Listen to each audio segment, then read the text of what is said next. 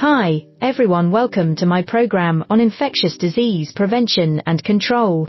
It is reported that the HIV/AIDS situation in Australia has recently caused a lot of attention. The human immunodeficiency virus HIV and acquired immune deficiency syndrome AIDS have long been a major public health issue worldwide, including in Australia. Australia has made significant strides in addressing the AIDS epidemic, and the country now boasts one of the most robust HIV prevention and control programs globally. However, despite these efforts, new infections persist, and challenges remain in combating the epidemic. This video explores the trend of the AIDS epidemic in Australia, its current status, and the prevention and control measures that have been put in place to manage and eventually eliminate the virus. The trend of HIV/AIDS in Australia. Australia has been at the forefront of HIV/AIDS prevention, with the first case of AIDS reported in the early 1980s. The virus primarily spread through homosexual men, a trend that persisted throughout the early years of the epidemic. However, over time, HIV/AIDS began to affect a broader demographic, including heterosexual men and women, people who inject drugs, and migrants from regions with high HIV prevalence. Since the peak of the epidemic in the late 1980s and early 1990s, new HIV infections in Australia have steadily declined. In 1985, there were 1,100 new HIV diagnoses, which rapidly increased in the following years.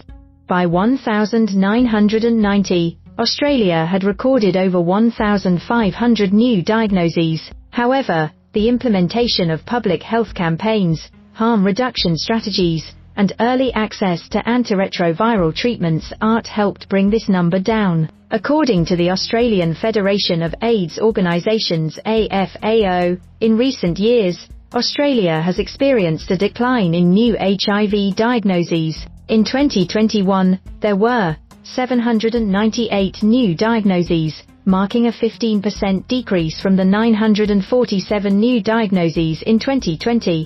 This decline is largely attributed to the widespread use of ART and prevention programs like pre-exposure prophylaxis PrEP. Despite this positive trend, some groups remain disproportionately affected by HIV in Australia. Men who have sex with men (MSM) continue to account for a significant proportion of new HIV diagnoses, representing approximately 60% of all new cases. People from culturally and linguistically diverse backgrounds, as well as those in regional and remote areas, are also at higher risk. The rise of drug-resistant HIV. Another concerning trend in the Australian HIV landscape is the rise of drug-resistant HIV. While the overall number of new infections has decreased, the emergence of HIV strains resistant to antiretroviral drugs poses a potential challenge. In 2021, the Australian National HIV Surveillance Report showed that drug-resistant HIV strains accounted for approximately 7% of new infections.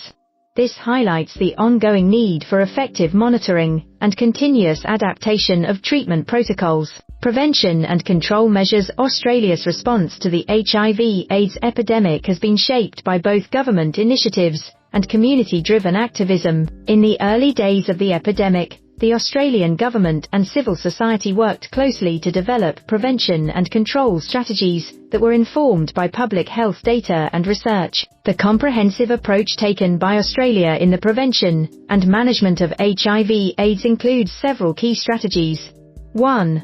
Public health campaigns and education. One of the pillars of Australia's HIV prevention efforts has been public health education. The government, alongside non-governmental organisations like AFAO and the National Association of People with HIV Australia, NAPWHA, has run widespread campaigns to raise awareness about HIV transmission, safe sex practices, and the importance of regular testing. The iconic Safer Sex campaigns of the 1980s and 1990s were particularly effective in reducing transmission rates. These campaigns have emphasized the use of condoms as the primary method of preventing the transmission of HIV. More recently, they have promoted the use of pre-exposure prophylaxis PrEP, a medication that significantly reduces the risk of HIV. Harm reduction programs. Harm reduction programs have been central to Australia's success in controlling the HIV epidemic. Needle and syringe programs. NSPs provide sterile, injecting equipment to people who inject drugs, thus reducing the risk of blood-borne viruses such as HIV and hepatitis C. The programs are widely accessible and have been associated with a significant decrease in HIV transmission among people who inject drugs.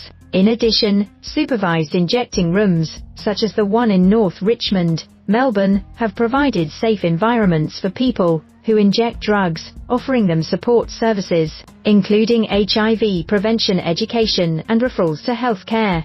3.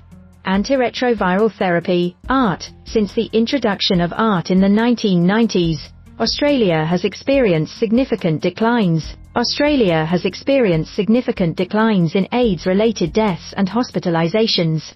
This is a huge step forward in the prevention and control of AIDS. ART involves a combination of medications that suppress HIV, enabling people living with HIV to lead healthy, normal lives. Early diagnosis and treatment are key to preventing the progression of HIV to AIDS, and Australia's access to ART has been a major success story. Australia has a highly successful model for ensuring timely access to ART, largely due to the country's universal healthcare system, Medicare, and the Pharmaceutical Benefits Scheme, PBS, which subsidizes the cost of medications, making them affordable to the public. In 2020, more than 80% of people diagnosed with HIV were receiving ART, which has helped reduce viral loads and prevent transmission to others. 4. Testing and early diagnosis. Routine HIV testing is another cornerstone of Australia's response to the epidemic.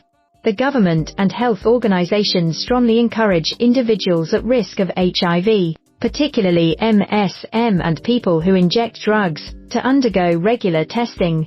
Early diagnosis allows for early initiation of ART, which reduces the likelihood of developing AIDS and transmission to others. HIV self-testing kits have also been introduced, further enhancing access to testing and encouraging more people to get tested.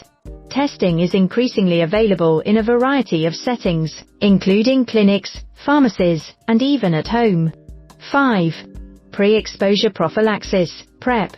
Pre-exposure prophylaxis, PrEP, is a groundbreaking development in HIV prevention. PrEP is a daily pill taken by HIV-negative individuals who are at high risk of acquiring HIV, such as MSM, people who inject drugs, and individuals in serodiscordant relationships, where one partner is HIV positive.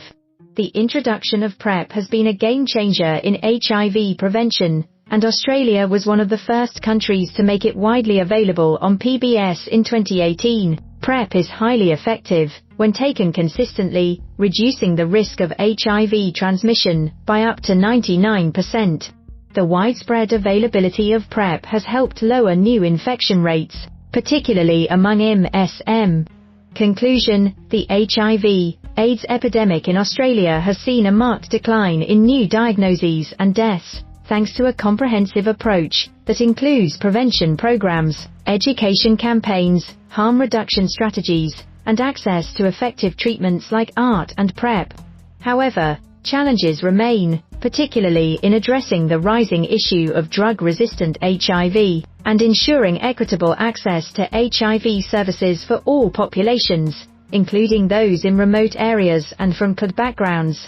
With a continued commitment to prevention, treatment, and education, Australia is well positioned to continue its progress toward eliminating the HIV epidemic, to reach the United Nations target of ending AIDS by 2030. Although the battle against HIV/AIDS is far from over, the country's innovative strategies and collaborative efforts offer hope for a future where the disease is no longer a major public health threat. Now this video will be ending. If you like it, please comment and subscribe.